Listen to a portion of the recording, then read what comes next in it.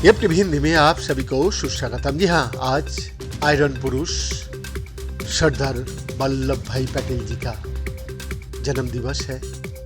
आज हम लोग उनके बारे में कुछ दो चार बातें हमारा दर्शक से साझा करेंगे। सरदार पटेल को जो दिल में था वही उनकी जुबान पर था।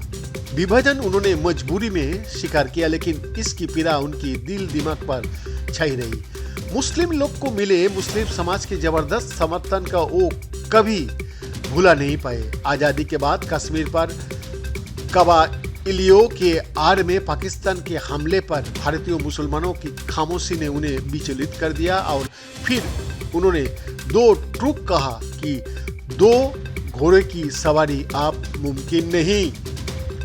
उन्हें अकारण लौह पुरुष नहीं कहा गया। उन्होंने कदम कदम पर पंडित नेहरू को आईना दिखाया तो जरूरत पड़ने पर वो गांधी जी से भी असहमति दर्ज करने में पीछे नहीं रहे। पटेल और जिन्ना और उनकी तरफदारी करने वाले को कभी नहीं बख्शा। इस सवाल पर वो बेलाग बोलते रहे। उनके इस अंदाज ने उनकी मुस्लिम विरोधी छवि निर्मित की।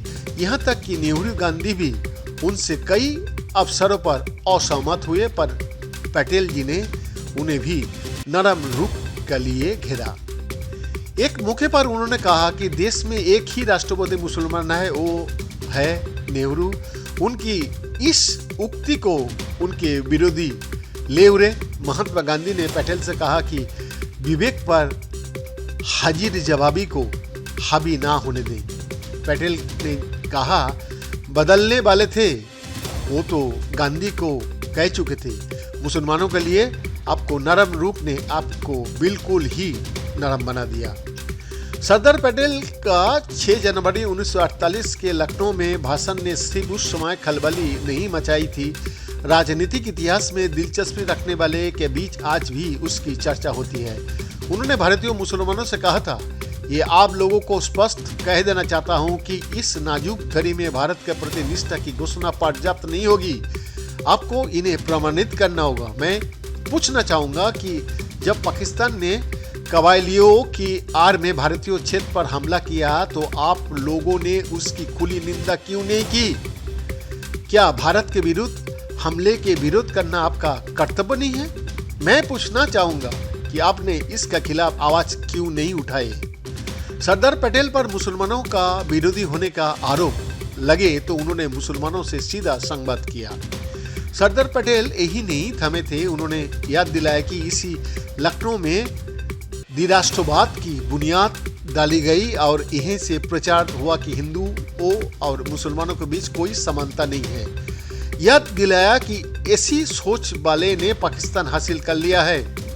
यहाँ रहते हुए जिनकी अभी भी वही सोच है वो पाकिस्तान जा सकता है। खुद शांति से रहे और हमें भी शांति से रहने दे। शायद इतना ही काफी नहीं था। उन्होंने कहा, साथ रहना और एक ही नाव में चलना या फिर डूबना सीखना होगा।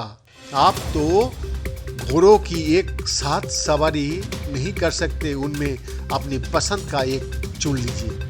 सरदार का लहजा इतना तीखा क्यों था, इसकी पृष्ठभूमि पर गौर करना चाहिए। आजादी के संघर्ष और विभाजन के बाद की त्रासदी ने तो सरदार को बेचैन कर ही रखा था।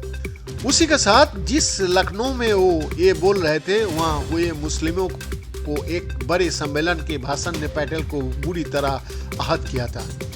दिसंबर 1947 का इस सम्मेलन में 1 लाख से ज्यादा मुसलमान शरीक हुए थे। मुस्लिम विचारक रफीक जकरिया ने अपनी किताब सरदार पटेल तथा भारतीय मुसलमान में इसका जिक्र किया है। शिरकत करने वालों में मौलाना आजाद सहित राष्ट्रवादी समझ जाने वाले कई मुस्लिम लीडर शामिल थे। सम्मेलन में सरकार पर मुसलमानों का साथ भेदभाव करने का आरोप लगाते हुए उसकी आलोचना की गई थी। जकरिया ने कहा, द स्टेट्समैन अखबार की संवाददाता की रिपोर्ट का हवाला किया था।